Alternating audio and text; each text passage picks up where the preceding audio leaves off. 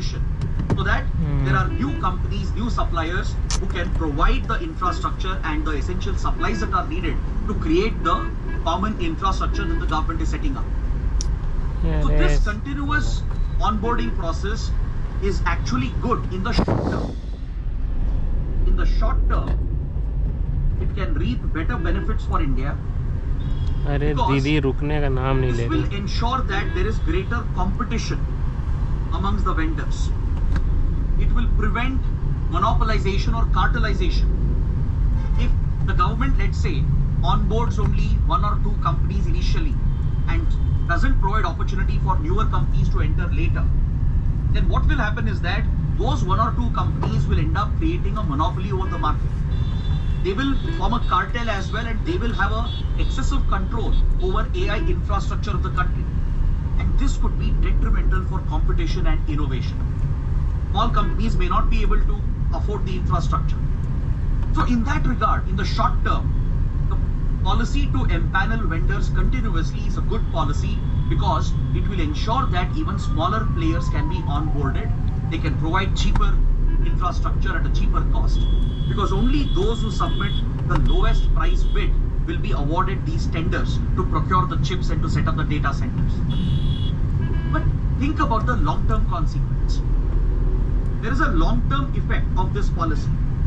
What could happen is that since vendors are forced to submit the lowest price possible, they will obviously end up compromising on quality.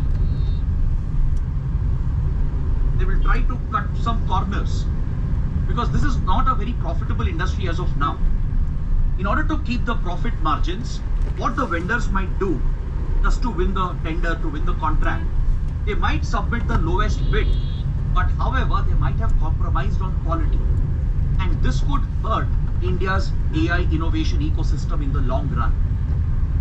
And also, if you look at this from users' perspective, in this case, the users here would be the AI startups in the country and the AI tech companies.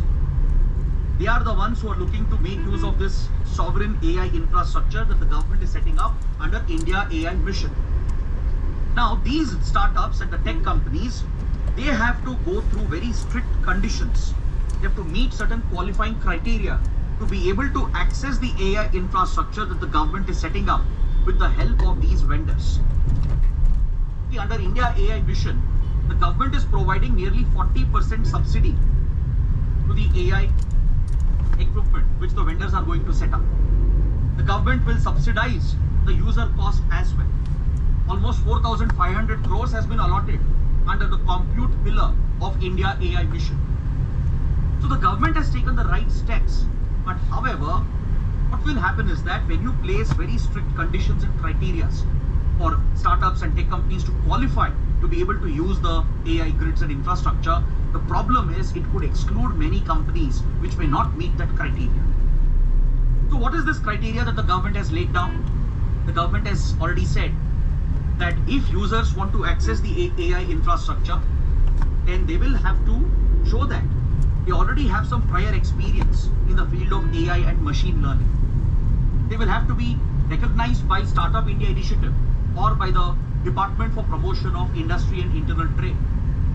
They should have a minimum revenue of 50 lakh rupees to 2 crore rupees per annum, or they should have a funding of at least 1 crore rupees and above. Now, these are criteria which may not be met by the newer startups, by the